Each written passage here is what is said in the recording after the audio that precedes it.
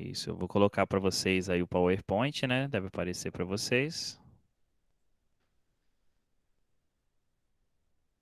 certo? Então vamos lá. A nossa live de arte, né? Basicamente a gente vai tirar um pouquinho das dúvidas, né, de vocês em relação aos conteúdos, dar uma explanação do que foi trabalhado até agora, tá? Vamos lá. Uma das primeiras atividades, né? A gente trabalhou sobre o conteúdo da arte pré-histórica. Então, dentro da arte pré-histórica, a gente viu a questão, né, da expressão humana, né, dentro das cavernas, das pinturas rupestres, né, que a gente tem. Então, a gente tem o segundo exemplo da segunda foto ali, né? Essa arte feita com as mãos, né, dentro de cavernas. E também o homem, ele, com o passar do tempo, ele começou a dominar outros materiais, né? As esculturas que a gente vê ali, né, de argila, cerâmica, né, depois o próprio a idade dos metais, que a gente vai ver posteriormente dentro da pré-história. Então, a pré-história se dividiu em três fases, né? O Neolítico, o Paleolítico e a Idade dos Metais. Então, essas três fases, elas compreendem, assim, num todo a arte pré-histórica, tá? Então, eles não buscavam, na época, né, não tinham talvez essa habilidade de representar o ser humano fielmente, né, como ele era. Então, a gente percebe ali naquela primeira figurinha que considerado que a questão de um exagero ao mesmo tempo, né, e representação da fertilidade da mulher, naquele caso ali, né? Então, a gente tem uma arte já tentando transformar a parte feminina, né, toda essa questão de visão para uma arte mais realista, né, tentando transformar isso para uma arte mais realista. Depois a gente vai ter a arte egípcia, né? Posteriormente, ali lá nos conteúdos, a gente trabalhou a arte egípcia. Então, a arte egípcia, a gente vai trabalhar muito a questão das pirâmides, né? Como arquitetura, a gente já viu, né? É, além das pirâmides, a gente tem a presença dos deuses, né? Egípcios, que a gente também já viu ano passado um pouquinho. E trabalhar a questão do desenho, né? Nesses espaços, o desenho ele respeita uma certa lei. A gente vai ver que é a lei da frontalidade, né? O corpo ele fica de frente, como a gente pode perceber nessa primeira imagem da arte egípcia, e já o rosto ele fica de lado. Então ele tem essa parte lateral, né? Imagina você se pintar dessa forma, né? Seu rosto vai ficar de lado e seu corpo de frente, né? Então a lei da frontalidade a gente vai ver depois. Então, resumindo, né, a arte pré-histórica, o que que ela foi, né? Justamente a época em que os homens ainda não haviam inventado a escrita, né? Então, eles trabalhavam mais a questão gráfica, né? A questão de representação através do desenho, né? Então, portanto, os desenhos, as esculturas e os objetos encontrados nos dão pistas de como as pessoas viviam e se organizavam em um passado muito distante, né? Então, os clãs, podemos colocar assim, né? Ou as pessoas que viviam em grupos, eles tinham, né? Vamos colocar armas, né? Ou esses objetos feitos de pedra, alguns talvez um metal, né? Mas eles trabalhavam esses objetos de forma que dá para caracterizar como um item de sobrevivência. Para hoje, para a gente hoje, é um item artístico, né? Um fragmento daquela época que se torna também uma obra de arte. A pré-história, então, ela está dividida em três grandes períodos, né? Como que eu falei para vocês. Sendo que em cada um deles a arte apresenta características peculiares, ou seja, ela vai evoluindo de período para período, tá? Para a gente facilitar, então, o nosso estudo, as divisões da pré-história estão abaixo ali, ó.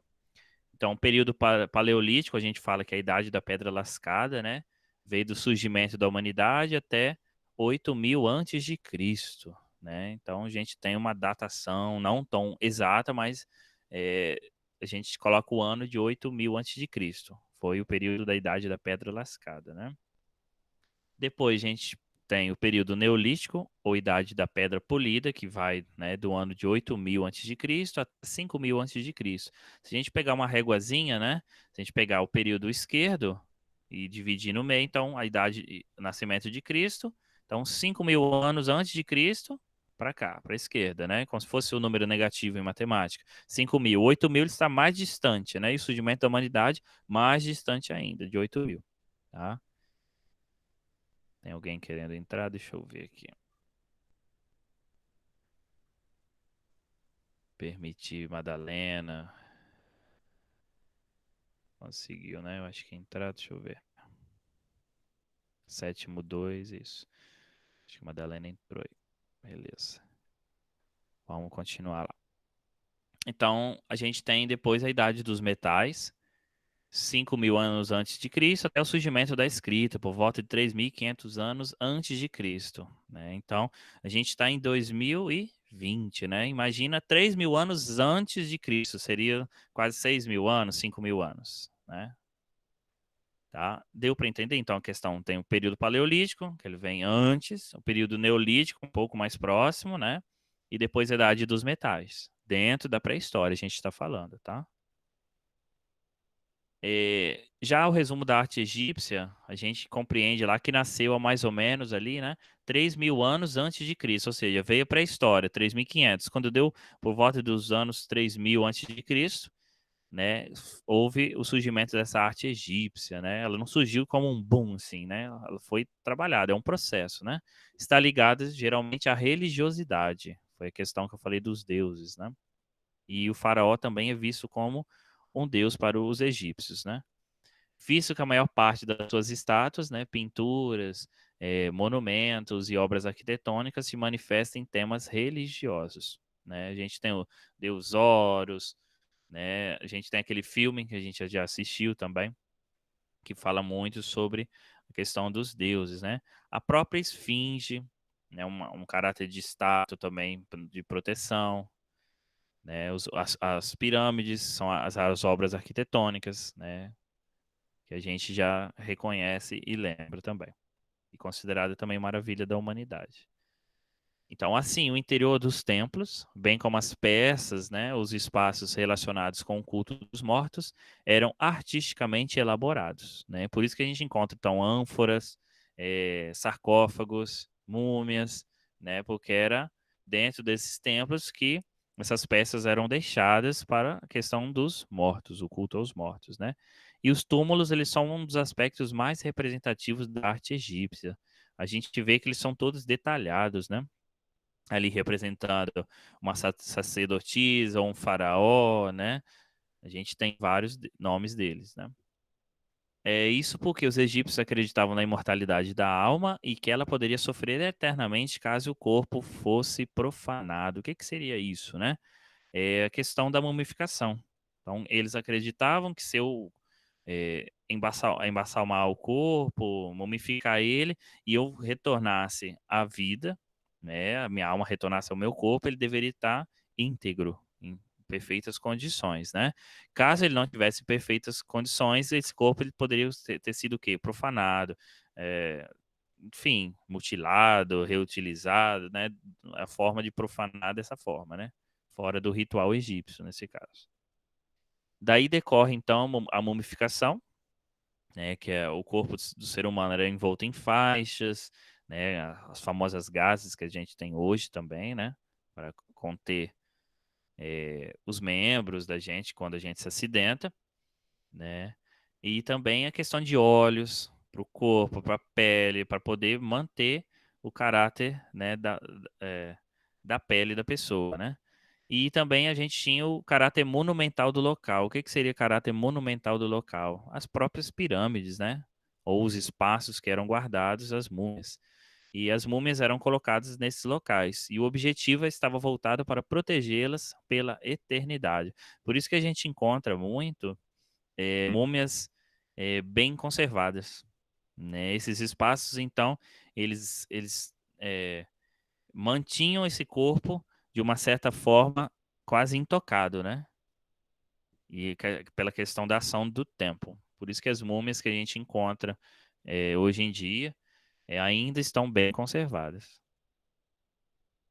Aí a gente entra na questão da lei da frontalidade que eu falei para vocês, né? Então na imagem ali a gente percebe, né? O rosto deles, dos dois deuses e o faraó ao centro, né? Eles são o quê? Lateralizados. Então a gente só percebe o que? O perfil, né? Perfil do nariz, perfil da boca, dos olhos, a própria orelha, a gente vê de lado, né?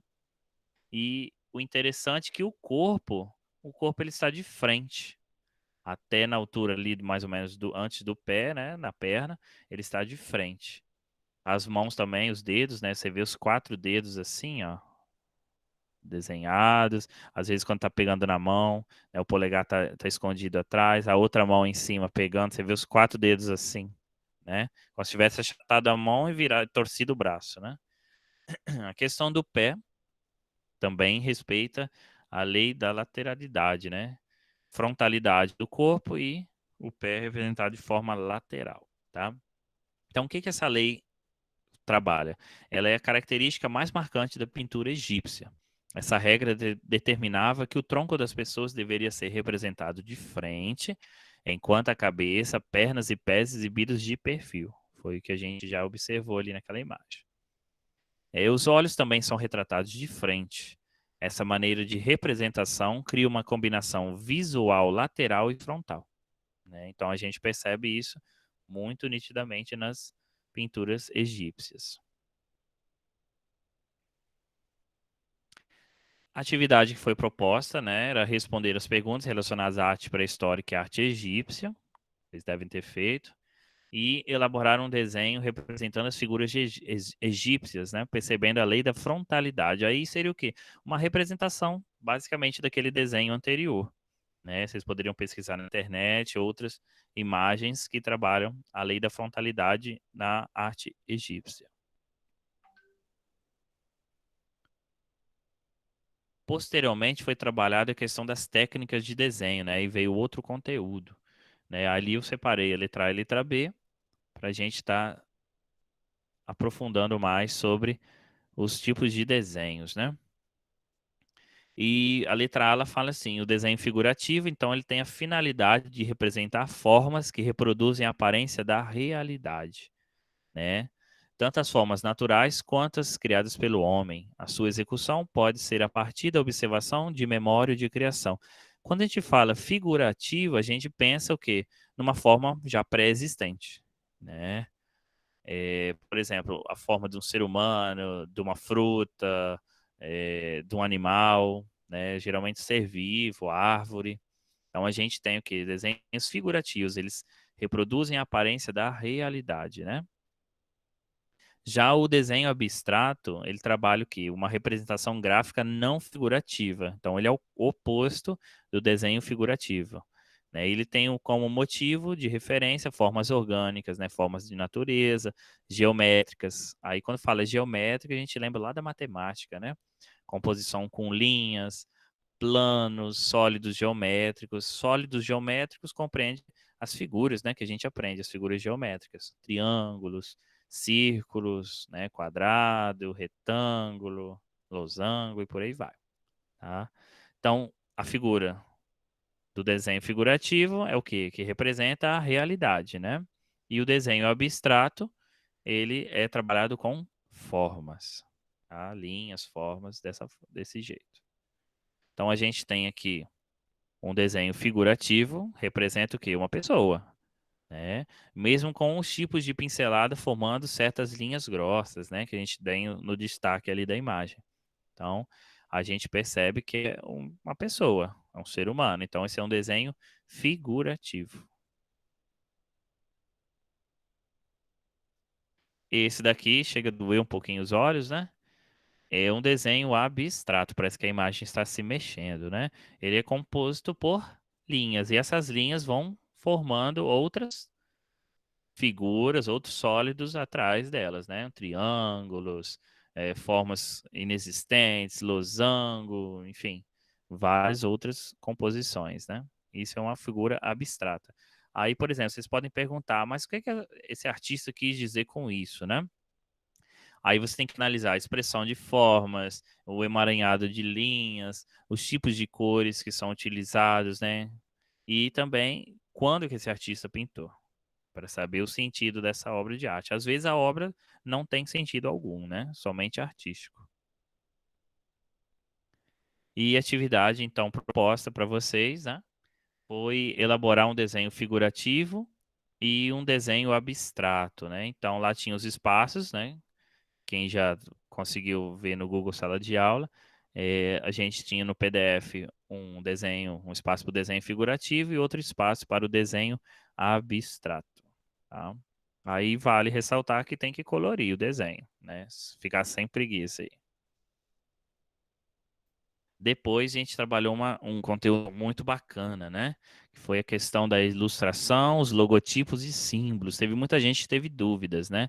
Quanto à questão dos logotipos e símbolos. Ocorreu umas confusões aí de conceitos, tá? Então a gente vai começar com a ilustração, né? Ali a gente percebe que é a ilustração de um livro, né? Então, a gente tem o quê? Uma temática. Ele está num parque, provavelmente, com sua bicicleta, com seu livro, né? Está feliz, né? Dentro da ilustração. A gente percebe que provavelmente é um dia meio nebuloso lá por trás, né? Muitas fumaças, a agitação da cidade. E talvez a casa dele seria esse prédio ali, ele só pegou a bicicleta e quis espairar a cabeça, né? Então, a gente pode também fazer uma leitura desta imagem, né? Então, a ilustração é o quê? Uma imagem que pode ser um desenho, né, uma pintura, uma colagem, uma fotografia normalmente figurativa, ou seja, ela representa algo que é usado para explicar com imagens um texto. Então, foi o que eu fiz, né? A observação da imagem, eh, a gente consegue ter uma mensagem dentro dessa figura ali, né? Perceber essa mensagem, né? Depois, a gente vai ter os logotipos ali, né? Vocês podem colocar nos comentários ali se vocês conhecem todos, o nome deles, se quiser colocar também, né? A gente vai falando depois ali. Acho que todos eu só não lembro de um ali, eu acho. Mas o resto eu conheço todos. Né? Os logotipos, então, ele consiste então em um signo, ou seja, um sinal, né? Um símbolozinho que representa uma marca ou empresa. Então, além do ícone, tem vários ícones ali na figura, este também contém um suporte de texto, né? Então, vários ali têm suporte de texto, a grande maioria. Logo chamamos de logotipo conjunto ícone, que é a figurinha, mais a tipografia, que seria o texto escrito, né? Ele pode ser arredondado, pode ser achatado, enfim. O texto ele vai conforme a logotipo. Quando uma empresa ou marca decide desenvolver um logotipo, é essencial que os responsáveis pela criação do mesmo estejam cientes de todos os valores da empresa, né? Por que que a empresa serve? Né? O que que ela vai vender? Qual é a missão dela? Se é a melhor no segmento dela, né? Então, ela tem que ter um valor. Afinal, um dos objetivos do logotipo é transmitir todos os principais ideais da empresa, né? Sustentabilidade, né? O bem comum para a sociedade, né? Tá? Então a gente tem ali McDonald's, né? O primeiro, depois Toyota, revendedor de carros, né? Empresa de carros automotiva, a Pepsi, esse daí vocês não conhecem, né? Vocês conhecem a Coca-Cola. Depois BMW, né? Marca também de indústria automobilística, a Apple, que é a maçãzinha. A gente percebe que a gente não tem o texto, né? Então ele se torna ali uma logo, mas a gente já caracteriza como a Apple, né? Empresa de tecnologia, computadores. A Adidas, e aí é sapatos, chuteiras, né? Essa dali eu não me lembro, do meio ali, depois vocês pesquisem na internet. A Volkswagen, Mercedes-Benz e Google, né? Então, o Google é bem conhecido da gente. Depois a gente vem os símbolos. Esse daqui eu acho que a maioria conhece, né? Símbolos de trânsito. Lembro que eu passei também na atividade. E esse símbolo, então, ele faz o quê? Ele se apresenta e depende daquilo que você conhece, né? Para ser compreendido. A gente tem que conhecer, então, basicamente o símbolo para conhecer o sentido dele, né? Mas o fato de você não reconhecê-lo não significa em absoluto, né, que o elemento iconográfico, ou seja, esses ícones, não esteja presente, né? Então, ali, o primeiro, proibido riscar o fósforo, ou tacar fogo. O segundo, proibido fumar, né? Talvez local inflamável, permitido fogueira, extintor de incêndio, né? Ou água ali embaixo. é permitido fumar e o outro lado proibido também fumar em certos locais. Então a gente, só pelo ícone, a gente já deduz, né? Talvez não seja o significado absoluto, ok? A atividade, então, que eu falei foi sobre as questões, né, de ilustração, logotipos e símbolos, e representar um logotipo ou símbolo que você conhece ou usa com frequência. Eu coloquei ali, né, os jogos que vocês usam, aplicativos, né, os produtos que vocês têm em casa, serviços, né? Então a gente tem uma variedade de logotipos ou símbolos que a gente já conhece. Depois a gente entra dentro da cultura do hip hop, né, que foi a parte da dança, né? Então o hip hop ele nasceu lá nos Estados Unidos, tá? Então a gente tem ali a representação desse estilo de dança, né? Aí depois vieram dois elementos, né? O rap, a gente coloca ali o rap pelo rap, então eles querem traduzir, passar a mensagem através das rimas, né? Através desse gênero musical. E embaixo a gente tem um bom exemplo do grafite, né? Como ele é utilizado lá nos Estados Unidos, né? Principalmente ali na cidade de Houston, né? Então a gente tem duas vertentes artísticas dentro da massa toda que é o hip hop, do movimento que é o hip hop. Depois a gente tem o break dance, né? Que é uma outra parte também lá dentro do hip hop, que eles fazem batalhas, né? Geralmente para mostrar certas habilidades e desenvolturas com o corpo, o movimento de dança. Aí a gente entra no nosso país, né? Um pouquinho sobre as danças tradicionais ou culturais típicas de cada região do país. Tá? E lá pediu no exercício para vocês é, designarem um pouquinho do que seria cada tipo de dança, né? Também dentro do nosso país. E essa dança aí, para quem não sabe, ela é realizada na região sul, né? Geralmente no Rio Grande do Sul a gente vê ali, né? A bombacha, a bota, enfim todos os paramentos, né, para a dança do fandango. Geralmente o fandango é dançado em salões, né, no sul, mas pode ser dançado em outros locais também.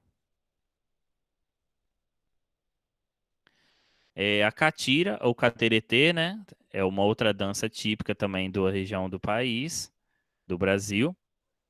E geralmente está associada, né, muito à questão da batida dos pés, né? É um gênero então bastante difundido no país também, né? Aqui no Espírito Santo a gente não tem muito a catira ou cateretê, né?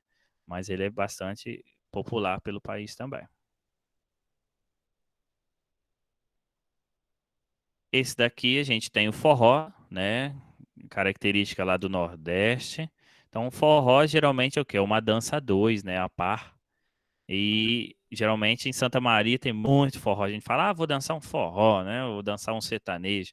Aí a gente tem as casas de shows, né? Que promovem esses tipos de eventos. Então o forró ele é bem difundido aqui na região sudeste também, né? Apesar da característica do sertanejo universitário também tomar conta dos locais. Esse daqui é interessante, né? Que é da região nordeste, principalmente ali de Pernambuco, né?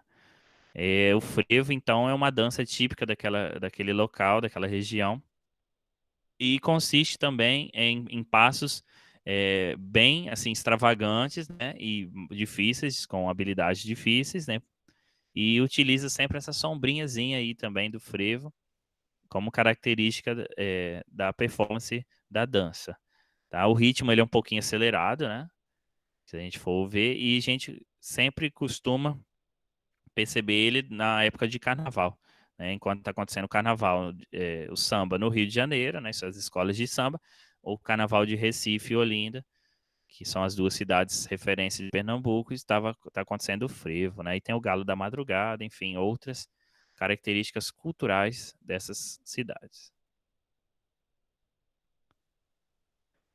Depois, uma dança assim pouco conhecida da gente, né? Também é do Nordeste. A gente tem o retumbão, né? É como se fosse um reizado, não sei se vocês conhecem dessa forma, né? É, é uma dança típica da região Nordeste, e geralmente é dançada em casais, e em pares também. É como se fosse, pra gente, uma quadrilha, né? Mais característica, próxima a uma quadrilha pra gente. O carimbó é uma dança amazônica, né? Também dança em pares e geralmente tem essa característica, né, de indumentários, vestidos, né, o próprio chapéu. Então, são danças mais tradicionais de regiões do Brasil, né? Aí, nas atividades de dança, foi proposto assistir as videoaulas, né? A dança como movimento e expressão dos sentimentos, né? Dança na cultura indígena, foi a nossa base. E origem e natureza da dança no Brasil. Foram aquelas danças que eu falei anteriormente agora. Responder as questões sobre os estilos de dança existentes, suas particularidades e locais onde são manifestadas essas artes. Quando eu falo locais, muita gente teve dúvida, né? Teatros, restaurantes, geralmente, né, a gente vê restaurantes típicos com danças, às vezes praças. Então, são esses tipos de locais que a gente vai referenciar para essas danças que existem, né? A dança no mundo, né? Então, a dança no mundo, ela nasceu associada às práticas mágicas do homem, né? Com o desenvolvimento da civilização. O rito, então, separou-se da dança. O homem dançava pela sobrevivência, né? Dançava para a natureza em busca de mais alimentos, água e também em forma de agradecimento. A dança era quase um instinto e esses acontecimentos registrados nas paredes de cavernas em formas de desenhos ficaram conhecidos como arte rupestre. O homem primitivo pintava nas paredes das grutas, né, cavernas e galerias subterrâneas cenas de caça e rituais que representavam a caçada. Pareciam acreditar ser possível pela representação pictórica, né, que é através dos desenhos nas rochas, alcançar determinados objetivos, como abater um animal, por exemplo. Então tem todo um mito em cima disso daí, né? E aí a gente tem as referências, né? Foi trabalhado também a dança no mundo, como eu disse lá. Então a gente tem a referência do tango, que fica na Argentina. Então fica bem próximo do nosso país. Se a gente olhar no mapa, observar ali a Argentina, né? Suas cidades, principais cidades. Buenos Aires, a capital ali. E a gente faz divisa, então, com a nossa irmã Argentina, né? O Brasil ali. E o Uruguai está logo abaixo do Rio Grande do Sul. O cancan, né? É uma dança de origem francesa. A gente vê muito em filmes, né? A gente não tem muito aqui no nosso estado. Às vezes espetáculos acontecem em São Paulo, Rio, nas grandes cidades, mas o cancan é de origem francesa, né? A próxima dança foi a dança portuguesa. A dança portuguesa ficou famosa com o vira, né? Que é as mãos para cima, né? E vai rodando, os homens e as mulheres fazendo vira. E também é bem característico as indumentárias, né? Parecido com o pomerano, com o italiano. A dança indiana, a gente tem referências, né? Às vezes de novela, a gente vê muito, né? A questão da dança corporal indiana, tá? Aí eu coloquei para vocês, né? A gente tem como característica a nossa dança pomerana, né? De Santa Maria e outros municípios assim limítrofes, né? Como Domingos Martins também. E- então a gente tem as características culturais do nosso povo, né? Que devem ser preservadas e passadas adiante. São tradições. E aqui em Santa Teresa, né? Onde eu resido, a gente tem também a dança italiana, é uma outra dança típica cultural da região também, né? Isso compreendendo a dança no mundo. Existem outras, né? Dança grega, enfim, que não foram citadas. Aí eu agradeço, né? Foi rapidinho, não foi tão extenso, né? Dúvidas e sugestões, se quiser mandar no WhatsApp. E tem o meu e-mail também aí do educador, para vocês estarem entrando em contato, tá? Se vocês tiverem alguma pergunta, alguma dúvida, vocês podem mandar no chat que eu vou responder.